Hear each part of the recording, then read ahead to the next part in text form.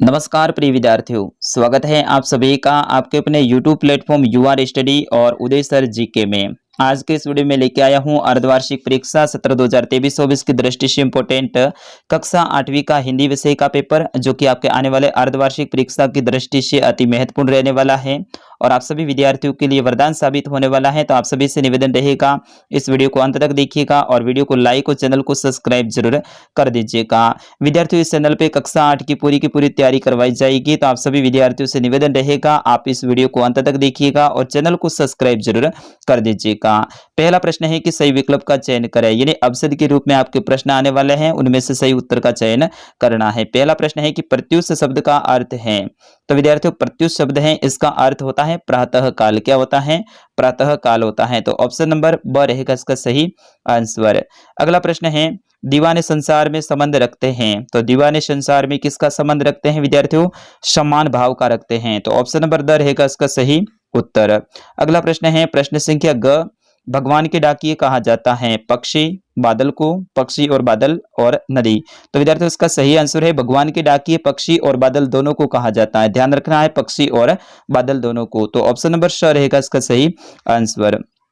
अगला प्रश्न है भारत की पहली बोलती फिल्म के नायक कौन थे? तो भारत की पहली बोलती फिल्म आलम आरा, उनके जो नायक हैं वो कौन थे? विट्ठल थे। तो ऑप्शन नंबर ब रहेगा इसका सही आंसर।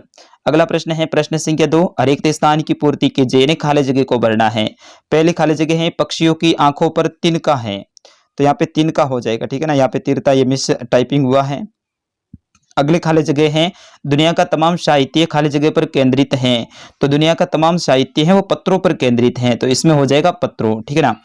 अगला है कि बस को देखा तो उमड़ पड़ी, क्या उमड़ पड़ी? श्रद्धा, तो इसमें हो जाएगा आपका श्रद्धा।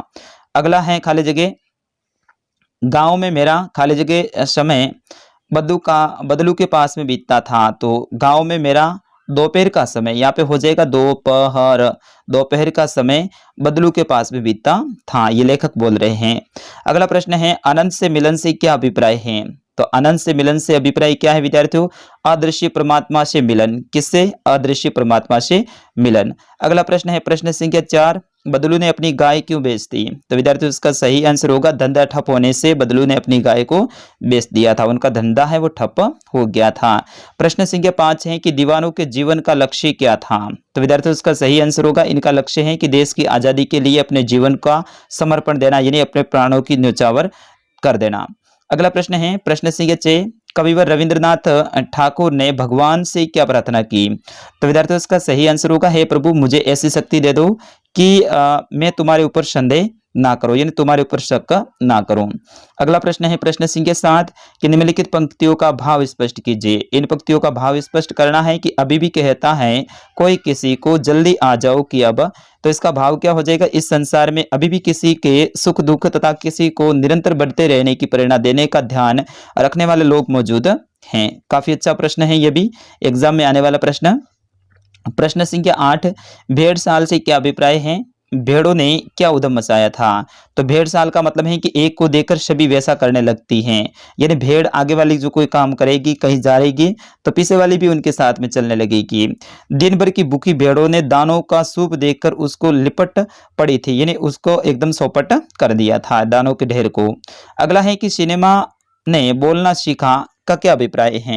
यानी सिनेमा ने बोलना सीखा, इसका मतलब क्या है? तो इसका मतलब है कि पहले मुख्य फिल्मों में आवाज सुनाई नहीं देती थी, यानी पहले जो फिल्में होती थी उसमें केवल दृश्य ही देख सकते थे, उनकी आवाज नहीं सुनाई देती थी।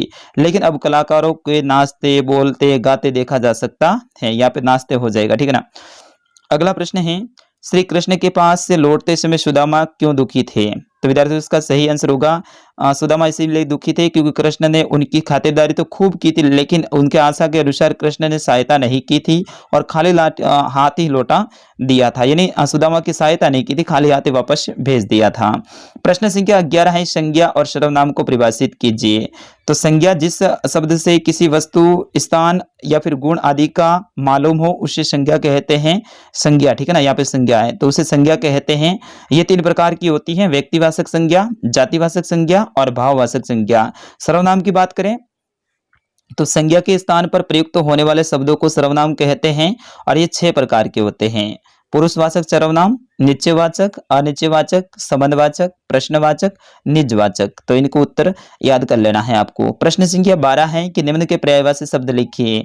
अग्नि के, आकाश, घर, जल। तो अग्नि का अग्नि, आग, अनल, पावक। आकाश का नभ, व्योम, अंबर, गगन। घर का निकेत, आवास, आले, ग्रह। और जल का पानी, नीर, वारी, तोय। इस तरह से इनके पर्यायवाची शब्द हैं। अगला प्रश्न है कि मुहावरों का अर्थ लिखिए। एक मुहावरा है कि दबे पांव लौटना, दूसरा है हाथ कटाना। तो दबे पांव लौटने का मतलब है चुपचाप वापस आना, और हाथ कटाने का मतलब है बेरोजगार होना। अगला प्रश्न है प्रश्न संख्या 14 कि आपने 8वीं कक्षा उत्तीर्ण कर ली है तथा 9वीं कक्षा में प्रवेश लेना चाहते हैं। अपने विद्यालय के प्रधान अध्यापक जी को स्थानांतरण प्रमाण पत्र हेतु प्रार्थना पत्र लिखिए। यानी टीसी के लिए आपको प्रार्थना पत्र लिखना है, एप्लीकेशन लिखनी है।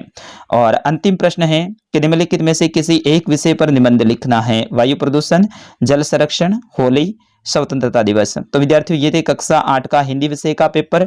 मैं आशा करता हूं आप सभी विद्यार्थियों को पसंद आया होगा। इस वीडियो को ज्यादा से ज्यादा शेयर कर दीजिएगा अपने मित्रों तक, और चैनल को सब्सक्राइब आप सभी को जरूर करना है। अगला कौन से विषय का पेपर सही है वो भी आप जरूर कमेंट करके बताइएगा। मिलते हैं अगले वीडियो में, तब तक के लिए नमस्कार, जय हिंद।